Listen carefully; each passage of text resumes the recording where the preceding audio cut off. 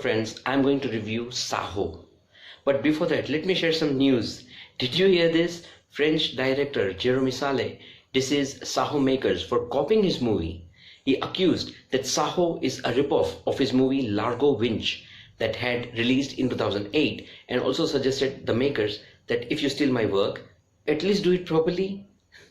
So coming back to the review, who doesn't know Prabhas, or who doesn't know the blockbuster movie Bahubali, which made Prabhas famous or known to the world apart from Telugu cinema? For Prabhas, Saaho is the first movie after Bahubali, which is coming after 2 years. Of course, expectations were high and everyone are expecting another entertainer after his successful Bahubali, especially when the budget of the movie is 350 crores. It seems director Sujit was under the pressure of Prabhas' superstar image. He tried to show Prabhas' larger-than-life image and tried to break his Bahubali image. This pressure made him to try approximately every formula in the film, but it fails here. Though the plus point of Saaho is its well-visualized action sequences, however, some scenes were over-dramatic. He is still in that Bahubali mode where he is able to beat up anyone even double his size, showing like a superhero, chasing cars, riding bikes, fooling everyone as if he is the only intelligent one around and rest cannot think like him. I mean, it looked very logical. Makers tried to shape a suspense thriller over a poor storyline. There are lots of twists and turns, but it's very hard to remember which turn means what unless you are a genius. Definitely you will find some unnecessary twists and many unexplained angles. The 2 hour, 54 minutes long running time tests our patience, in which we see 4 to 5 romantic tracks, which again feels not required.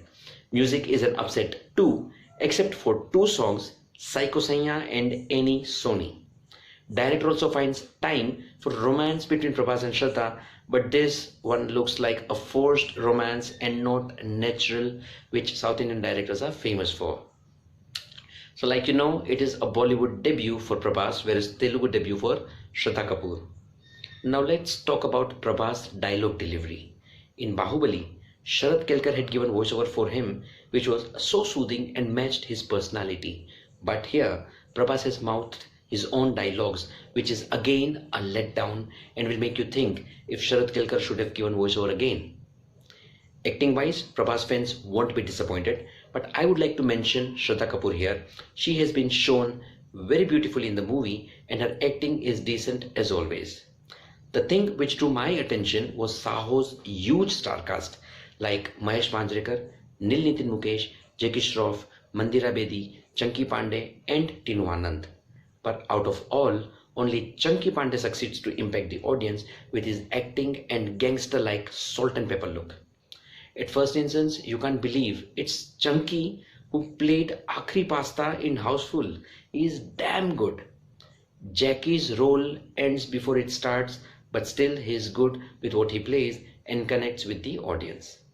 Like I said, the plus point of Saaho is its well-visualized action sequences and cinematography. Rest all are minus. You can say first half is very boring and slow, but you can expect a nice suspense just before the interval, so the second half turns out little interesting with action and twists and turns, which makes the movie watchable, or I would say bearable. So the movie was able to convert in big numbers at box office because of Bahubali star and the brand Prabhas as expected. Though I am a big fan of South Indian movies, but this movie is below expectations. Overall, I will not recommend this movie, or I would term it as an okay movie. Take risk only if you can bear this exhausting watch of 3 hours. That's all from me for today, guys. Thank you. Bye.